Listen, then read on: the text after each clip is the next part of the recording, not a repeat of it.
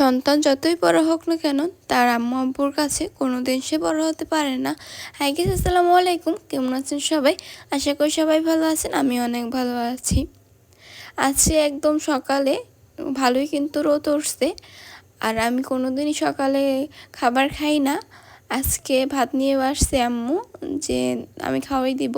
আর আম্মু যদি খাওয়াই দেয় তাহলে তো আমি এক পায়ে রাজি হয়ে যাই। এই কারণে হচ্ছে রোদে বয়ে আজকে আম্মু ভাত খাইয়ে দিল। আর এই তো গ্রামে একটা হচ্ছে, আমরা যেহেতু গ্রামে থাকি, আর গ্রামে তো একটার পর একটা জায়গা জমি নিয়ে হচ্ছে ঝামেলা লেগেই থাকে। আজকে আমার বাসার সামনে হচ্ছে অনেক বড় একটা ঝামেলা হয়েছিল। তো আমি যে প্রথম থেকে ভিডিও করব তা হচ্ছে আমি ক্যামেরায় বিছড়াইতে পারতেছিলাম না। আমার এরকমের হয় যে কোনো কিছু দেখলে যে ভিডিও করব, আপনাদের সাথে শেয়ার করব, তখন হচ্ছে লক খুলতে না হয়তো আধা ঘন্টা লাগবে, না হলে হচ্ছে ফোনের ক্যামেরা বিছড়াইতে পারবো না। আজকে আমার বাসার সামনে এরকম একটা ঝামেলা হয়েছে, আমি এই তো একটু ভিডিও করে আমরা আপনাদের সাথে শেয়ার করলাম। আসলে গ্রামে এরকম জায়গা জমি নিয়ে তো সমস্যার কোনো শেষ থাকে না।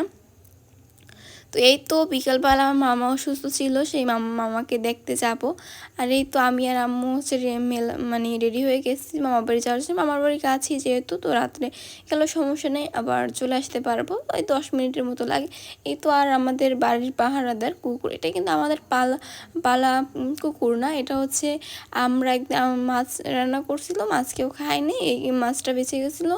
তো দরজার সামনে যেহেতু কুকুরটা ছিল, যাচ্ছিল রাস্তায়, ওকে খাওয়ার দিচ্ছিল, তখন থেকে ওইখানেই থাকে।